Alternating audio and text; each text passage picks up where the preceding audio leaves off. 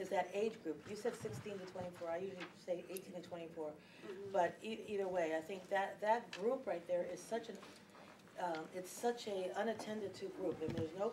First of all, you describe them as the ones who are sort of failed by the system. Especially, I think, boys are failed. Especially. And there's more and more research now showing the ways in which teaching and education is so destructive to our young boys. And the fact that they're not learning, the fact that the schools have failed them, they are the very ones who then are primed for the incarceration, for the justice system, and so on. So I think that was really great. But I also want to pick up, though, on something that John said, which is the, I mean, I love, too, what you said, because if we don't deal with the issue of instruction and pedagogy and all that around the instruction, then we have also, we're not dealing really with the quality of education here. And I think the parent training, all that's important. But one of the things that I think, we have to be careful saying this on tape, but I think unless we can deal really and challenge the discourse, and maybe, John, this isn't your particular experience, but I think it resonates with a lot of people who do education work across the country, and I know it's true for us, which is that until we've really dealt with the discourse around the authority of the teacher and the sort of unrestrained power and this notion that somehow the teacher has absolute authority in the classroom and cannot and should not be challenged, until we can get past that, we're not really going to ever deal with the kind of reform that we need to deal with to tackle the issues of instruction. So if instruction is key to real quality education, then what is also key then is challenging that discourse that that's an untouchable subject from anybody other than that particular teacher in that classroom.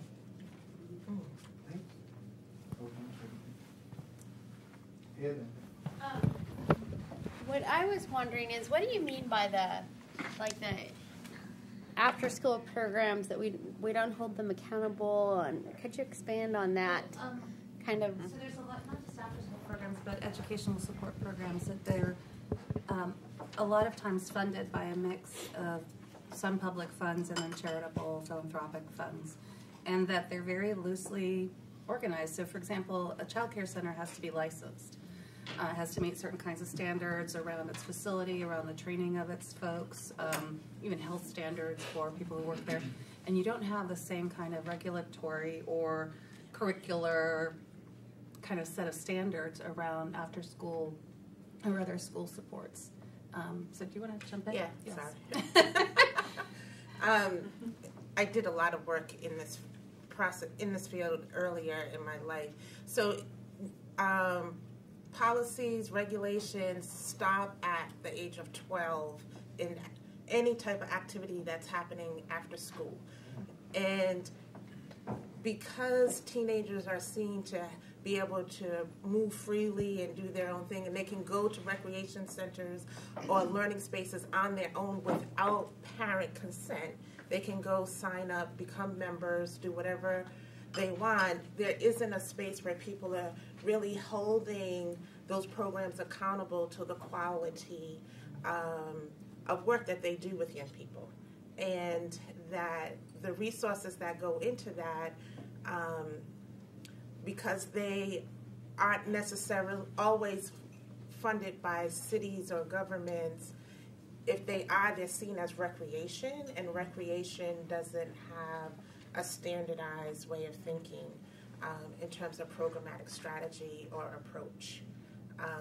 You've seen a movement where people are trying to think about that space, but it's not, it's more of the practitioners wanting to say we want to raise the level of quality of programming that we do with young people, but it's not anyone really working in relationship to them, and it's often practitioners who are challenging the system to change it because they see what's occurring in communities, or young people themselves saying we want something to look different. Can I continue on that point? Let me just let him get in, and we'll. I wanted to raise a couple of points, and I'll start then with the after school, since that's the freshest piece. And yes, I agree about the issue of the quality, and really it's an issue of equity, because if you were to map where after school programs lie, and then there's evidence-based practice that states what should be in an after-school program, you'll realize that because there's no regulatory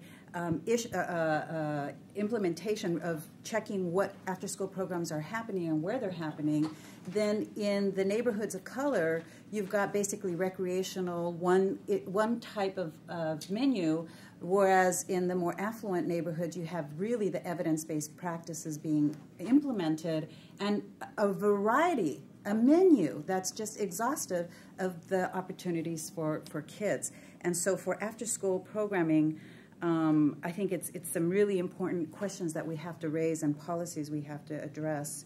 I wanted to, regarding education, I really wanted to raise the point about zero tolerance because there's a lot of research out there, the school to jail pipeline, and there's a lot of movement happening in very key places around the country that talks about that.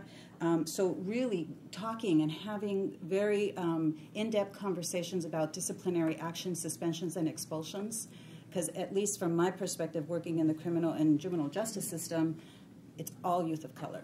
And until you break it down, all of our work is data-driven. So we're not talking anecdotally here. We're talking about data. And then you break it down by school, you break it down by principal, you break it down, and it's about accountability. And the other items have more to do than about the instructional piece that you raised, which has to do with, there's a very controversial department in our school district called Raza Studies, which basically looks at, from a social justice perspective, across all races and ethnicities. And what they're saying is that the current curriculums that a lot of schools across our country have, the curriculums that are intact now for our kids, still have an industrial basic education. And that given that we are moving away from industry and more into technology, that's where our kids continue to get further and further behind. Add to it that when you go into a classroom, you never see yourself reflected as a person of color in any of the curriculums, starting from kindergarten all the way to 12th grade.